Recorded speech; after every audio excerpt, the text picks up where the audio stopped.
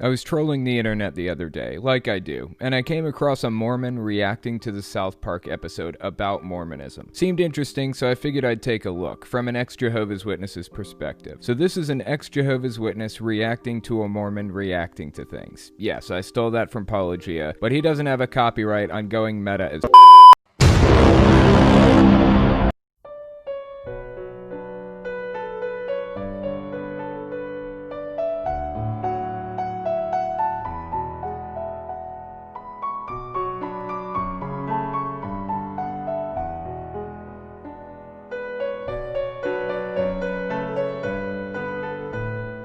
Hi, Steven here. Today I will be giving some clarity to some misunderstandings about the church. Special thanks to TellTale for making the video, which will be our guide to these topics. The Book of Mormon? What's that? You know, the book that Joseph Smith found. Who's Joseph Smith? Okay, so Joseph Smith found the Book of Mormon, but he didn't write it, guys. So I'm excited to see what they're gonna say about it. Also, they've done analysis on the Book of Mormon and the different books that are in them, and they've proved that the actual books were written by 15 different authors, because there's 15 different books in the Book of Mormon. Their writing styles are so different, and so Joseph Smith actually couldn't have written the entire Book of Mormon himself. Who proved it was written by 15 different authors? The topic of there being multiple authors is indeed a real study by real people who have real PhDs and is not just a tall tale told among us. Through a method called stylometry, researchers Matt Roper, Paul Fields, and Larry Basis have identified the Book of Mormon has 28 distinct voices throughout, which is more than all the distinct voices created by famous 19th century authors Twain, Dickens, Austen, and Cooper combined. Accordingly, the further research suggests that the many different writing styles in the Book of Mormon do not match that of Smith or any of his contemporaries. This is an impressive feat for a young farm boy during a time when farmers were not known to be well educated. The researchers involved are all LDS, however, the research done should still be considered and examined. But I do happen to know the history of the Book of Mormon. The idea, which we'll get into a little bit more later, is that Joseph Smith was told where to find some buried golden plates. He dug them up and found a seer stone there with them. Nobody ever saw the gold plates. He hid them from the public. And there was so much outrage and suspicion over the fact that nobody had ever seen them that he eventually had to do something about it. He got like 10 close friends and family members to sign a piece of paper saying, yeah, I saw the plates. They're 100% totally legit and not made up. Yes, there have been many people who have seen the gold plates, more than 10 or 11. The 11 witnesses were very willing to suffer the way they did and still maintain their testimonies. Whitmer had a gun pulled on him and he still didn't deny that he saw the plates. And even when he and many others were excommunicated and were very angry with Joseph Smith, and they still didn't call him out as a fraud, or that they were duped, even when they had everything to gain from saying so, and had so much to lose by maintaining their testimonies. But not just the 11 witnesses who signed the paper, you also have to account for the witnesses who signed no paper. Consider Mary Whitmer, who was shown the plates while she was milking cows, or Emma Smith, who said she hefted and felt the covered plates. Or what about all the other miraculous miracles that early saints saw, consisting of many visitations of Christ, eternal visions, and angels who sat on the Kirtland Temple? How did Joseph Smith convince so many people to lie about these things? I mean, we are talking about hundreds of people here. So there's a discrepancy between the official Mormon account of how he translated the plates and Joseph Smith's own descriptions. The Mormon Church, realizing how outrageous it is to believe that you can use a rock to translate an ancient book. I'm not sure what gave you that impression, but it's also not just as outrageous that you also have a rock-sized device in your pocket, which can do more than just translate, but can also give you buttloads of information, more than any library that ever existed, and you can use it to communicate to people halfway around the world. If you told someone from the 19th century about this device, they would call you crazy. Sure, they believed in mystical and magical stuff back then, but even so, your phone is just as outrageous as Joseph's rock. But their story has changed over the years, and Joseph Smith gave different explanations. What has changed? Nothing. Nothing about Smith's story has changed. we've only gained further understandings into the many translation methods which Joseph used to translate the Book of Mormon, as we continue to study the early records of the church. Yes, painters often got the different methods wrong, however, that doesn't mean the church has changed the stories in any way. The church has certainly not tried to hide the seer stone, despite not bringing it up much in the early years. But I would love it if the people doing the analysis would tell us why the Book of Mormon quotes the Bible, and in the verses it quotes, it contains errors from the King James Version of the Bible that Joseph Smith owned. It should be noted that Joseph had no books, including the Bible, open during the process of the translation as expressed by his wife Emma. We should also note that not all the passages that quote the Bible are word for word the same, as there are differences throughout. And we find that when the Book of Mormon does quote the Bible, the text more so resembles that of the Joseph Smith translation of the Bible instead of the King James, word for word. And the other errors can be chalked up to a desire to make the biblical text more understandable to English readers. And I mean, who doesn't want to understand the Bible? Why is the entire Book of Mormon written in the same literary style as the King James Bible? Because the KJV was the most popular translation of the Bible, then and now. And so people traditionally associate the language in the KJV with scriptural language.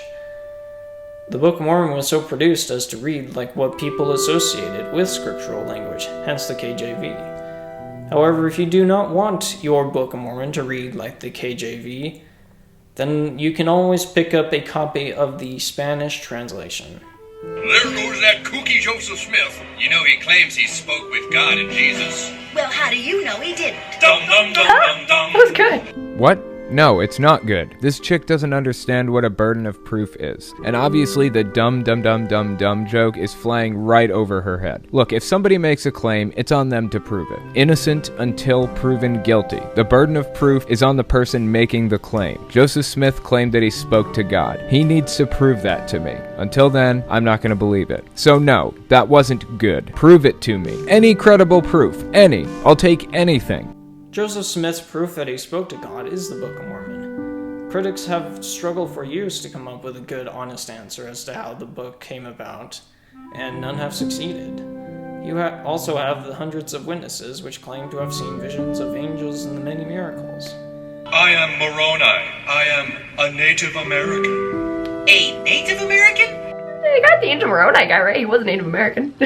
Nope, he wasn't Native American. That is the most absurd thing I've ever heard in my life. In fact, DNA testing has proven that Native Americans aren't related to Israelites at all. They're most closely related to Asians. There's a book written by Jeremy Runnels called the CES Letter. It was originally a letter to the Mormon Church with a big list of questions that debunked the claims of the church. One of those questions was, DNA analysis has concluded that Native American Indians do not originate from the Middle East or from Israelites, but rather from Asia. Why did the church change the following section of the introduction page in the 2006 edition of the Book of Mormon, shortly after the DNA results were released? They changed the intro page from the Lamanites, and they are the principal ancestors of the American Indians, to the Lamanites, and they are among the ancestors of the American Indians.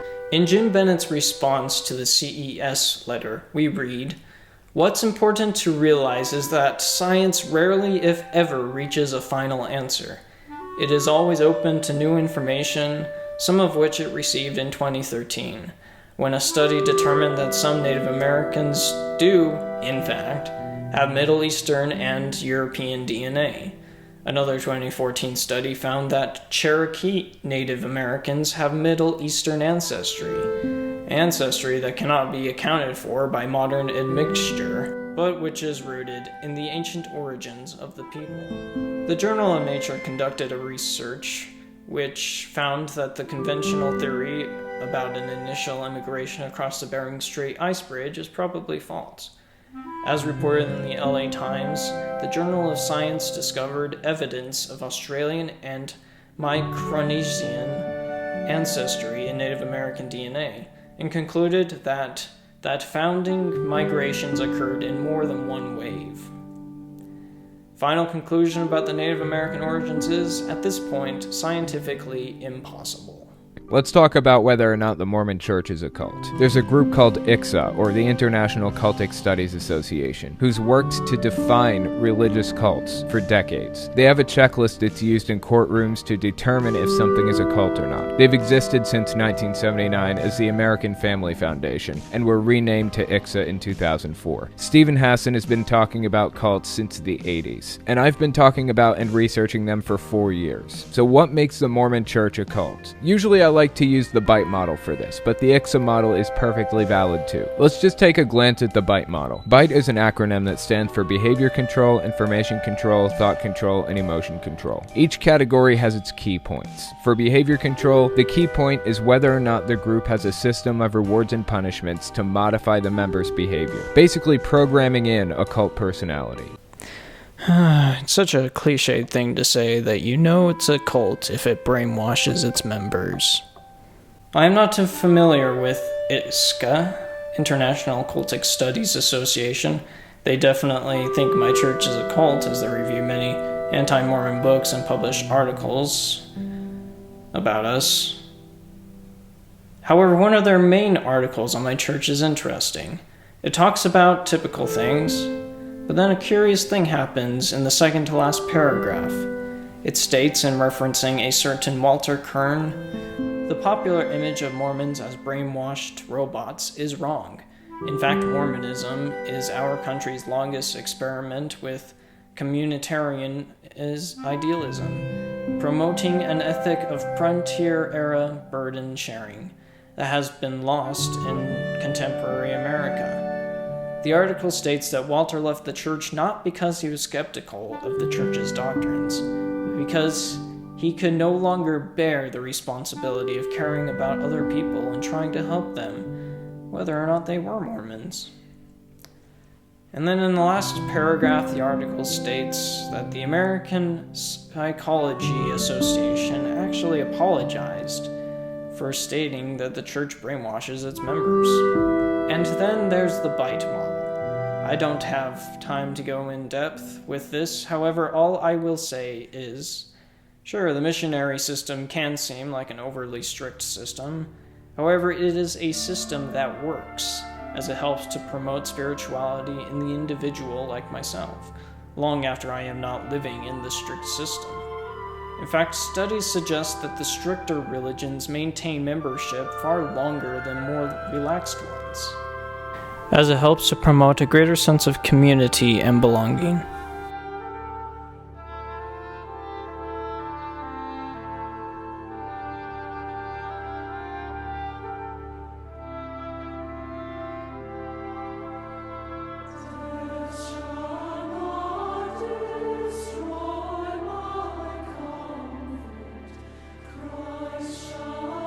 Thank you for watching.